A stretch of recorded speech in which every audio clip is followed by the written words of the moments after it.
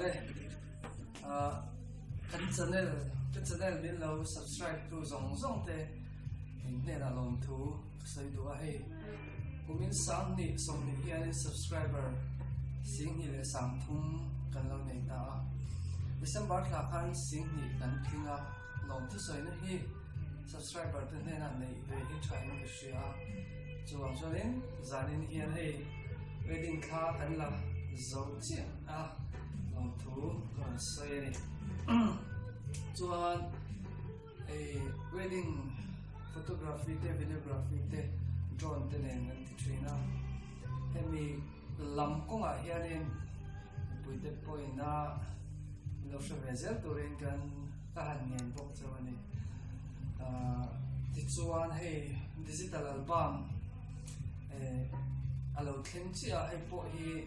han so ngal zo kan duwa kan hong do lai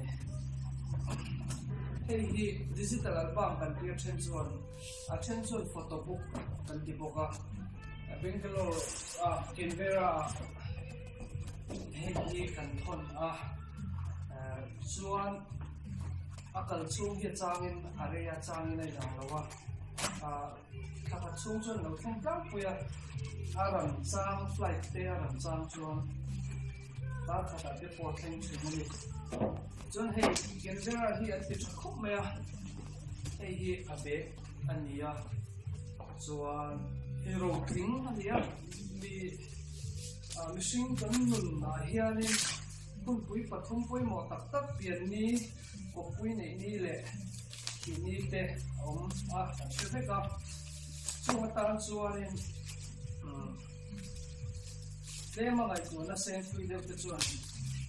photo book kan ti digital album kan ti vei ki angai luem ema chuan hei hi December thla kan la khania na khop maya chu kan han hong do ni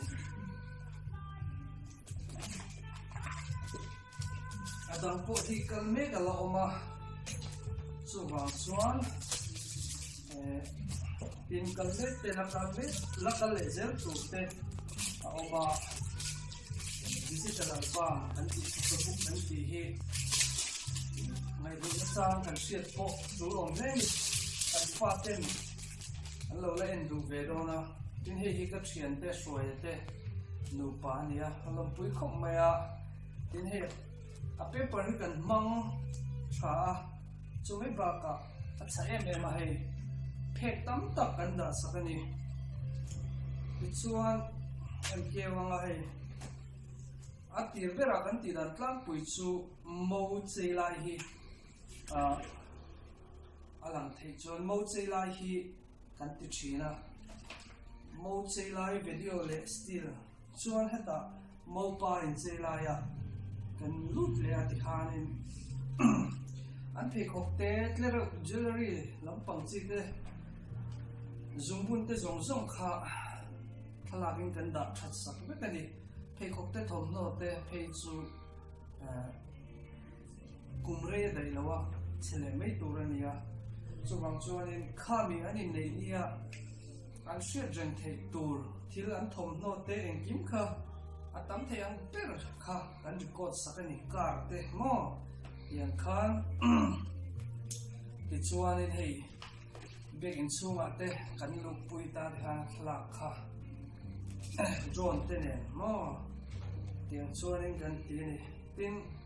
apoi mo lai sim kha om vele a heng zumbun in bun tir lai a chi te hi tian ashani na len alienin ka han a phek khat on de pop de ngan han da mutin no me mani ti chuan bi in chung kha an zowa he a chak khop me paper hi ya thelo tui pona silungam kha ni a chuan he chung ko thala khi digital album photo book siam chin chen kha chuanin group photo hi tera te nan rem china amor chu kan du lawa keni chuan a chan chu mingai poi mo local mi pui te he tu tengen ni ti set thei ko pen an meli lian ve se kan photobook hi mun tha chang se kan tia chuan kan han rem len sak thin ani chuan in nei ni loi te hello nia result reception te hei an da chat khop mai hei hi ni enge mo za rem ani ve a how ta pe me ani chen khathian in ti zung tura te hen kan in nga ya alo ni lawa ti chuan hei an che ten ni boka an thalak te hian in mu thek turin kan da me nga mission an ni lo boka ti hian thalak nam te ui hei hi ong kum khuat to me do na ni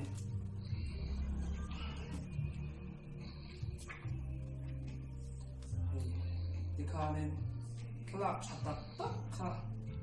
ti hian in kan post wedding te nen mo han da sakani moi hom khop mai hei ka keu zo vek lo me nga a to pera hian kan kalama Canberra ho hi ti tha wa hei Canberra hian apps application kan ti khan ne ya chu Play Store tra download mai tur ani chu mi kan download nuwa chuan pin ti oma hei ta po hian hemi pin hi anron da a pin hi ka tilang lo me nga midang ta te ni box ya chuan chu mi pin atang chuan in app sa chuan chulu tin nge ni khala kha USA atang po ni se an lo en ve ve the ni khami app sa atang khan chu tian chuan in kan ti sak thina ni tuna hianin hei alo thleng ani a tha em a hei ro tling tur ani ka kan soya an soi du ani a chuan adu ve te tiang nei tu te po ka kan ti sak zel chau ga in huam ani meron biulan meron panula khami tur khang an lo in bo soi ve ni chu kan soi du ma in camera ngin man ti chuan in 5D Mark 4 5D Mark 4 te masain 70D le 70-200 lens nen kan manga hi camera pakhat chu nia camera pakhat chu hi tok chin lawa tak tak hi chuan lo hang taka lens thak ngai lo ti hian and the hi 5D Mark 4 ania inon company ho ina an sem DSLR chuan asang ber pol kha ani ma picture quality red step ma ma mo te teng kan soi ni chu technical sil ma la soi le nawa chu acha ani ti kha kan shadon nia lens ro point no that sing man te nia abodi ro ma thin no ni sing ni te lo ni ta to wang chuan in chen kha chuan khala khi tlom te to la hian be se china ma se gear equipment hian zat nge equipment a hian zat nge khala tu te hian kan in sen la hi min chu sak thin lo ni chen te pe chu na thon te I tlom vak te an dil china amor chu min dor khanin kan red ang te min follow pui khanin in tan book in chung ko tan camera thak chu zok te ka tiang zok kha kan lei thei lo na chu thut khathi chuan an ti to mange te min ti thina kan hun le tha kan equipment te kan clear chuanin mizoram a kan thalak man hi tlom lu tuk zok ani chu wang chuanin kan ngai lu zonga hi chuan kan seng ral kan seng phala ngai lu tu dik ero kan sia ta poi mo ni ruai be vaka han thil dang te ti vaka decoration te ti vaka thalam tha da chat na chang hriat lo chuan tham ral de mai ni amaro chu thala ka kan da chat chuan korea po kan tu le pa te thlen point heti khophian ani mo an lo ti theya chu wangin thalak da chat na chang hi kan hriat angai ni obera tan chuan hei thalak mai ba music video te video coverage te zong pok kha kan ti theya chuwa chuan subscriber te na bino share reng chen turin le